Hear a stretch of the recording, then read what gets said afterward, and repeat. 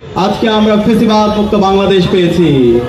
আমাদের এই নতুন বাংলাদেশে সবার স্বপ্ন ছিল শহীদদের আকাঙ্ক্ষার আলোকে একটি বৈষম্যহীন ইনসাফ ভিত্তিক বাংলাদেশ বিনির্মাণ করা, এবং গত 16 বছরে বাংলাদেশে যারা ফেসিবাদ কায়েম করেছে, যারা গুম খুন আইনাগর তৈরির মাধ্যমে বাংলাদেশকে একটি ব্যর্থ রাষ্ট্রে পরিণত করেছিল, এই খুনি হাসিনা এবং তার সকল দূষরদের বিচার হবে।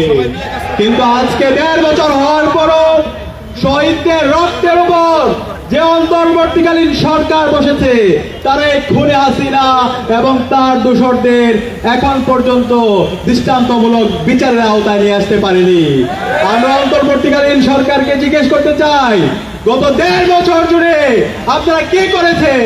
যে ফ্যাসিস্ট লীগ এই দেশ থেকে পালিয়েছে, খুনি হাসিনা এবং তার দূষররা এই দেশ থেকে পালিয়েছে, তারা কিভাবে এই স্বাধীন বাংলাদেশে আবার নতুন করে ষড়যন্ত্র এবং চক্রান্ত করার সাহস দেখাতে পায়?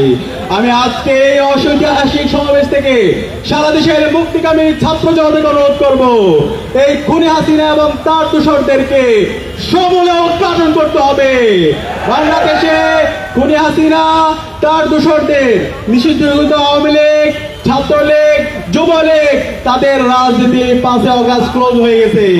বাংলাদেশে আর এই খুনি হাসিনার রাজনীতি চলবে না। খুনি হাসিনা এবং তার দূষররা বাংলাদেশের স্বাধীনতা সার্বভৌমত্বের জন্য হুমকি। এদেরকে যেখানে পাবেন সেখানে তাদেরকে থানায় দিবেন, তাদেরকে জেলে দিবেন।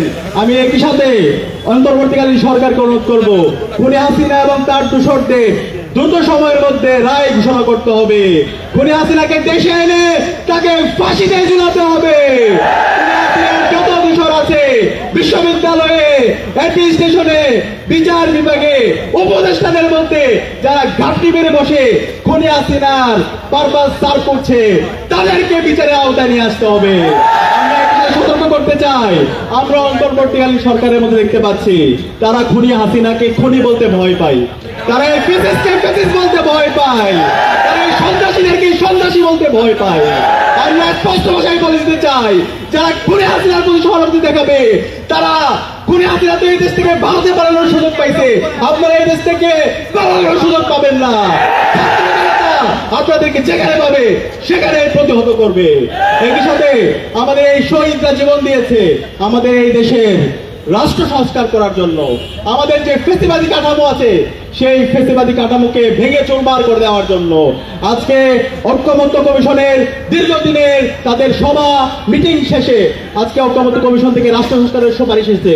কিন্তু আমরা দেখতে পাচ্ছি বাংলাদেশের নিজেদেরকে একটা বড় দল দাবি করে বিএনপি, তারা মেজর সংস্কার করতে নোট অফ ডিসেন্ট দিয়েছে।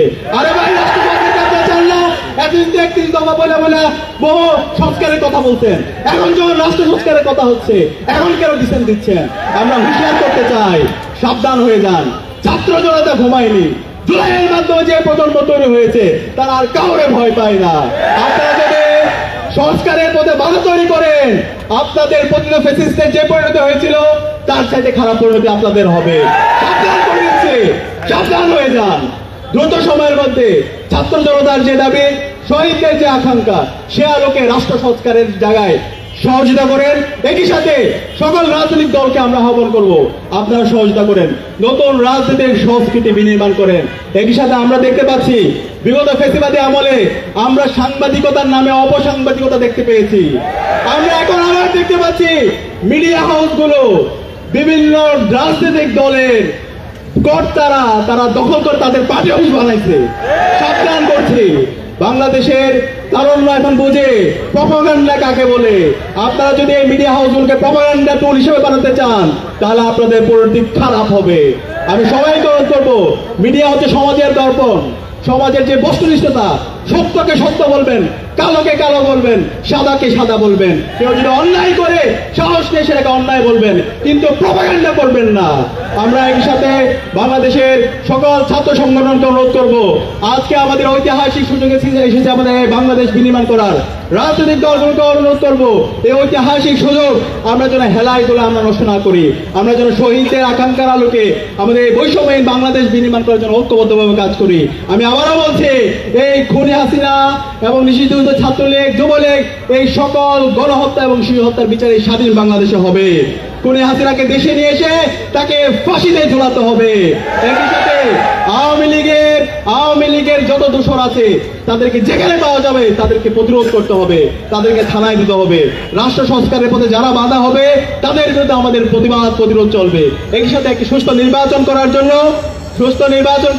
নির্বাচন কমিশন, আইন শৃঙ্খলা বাহিনী সবাইকে লেভেল প্লেইং ফিল্ড ইনশিওর করার জন্য অনুরোধ করছে এবং গণভোট আদায়ের মাধ্যমে আমাদের জুলাই সনদের আইনি ভিত্তি দ্রুত সময়ের মধ্যে দেওয়ার আহ্বান জানিয়ে এবং খুনি হাসিনার বিচার এবং দ্রুত সময়ের মধ্যে সংস্কার বাস্তবায়নের আহ্বান জানিয়ে আমি আমার কথা এখানে শেষ করছি। আসসালামু আলাইকুম।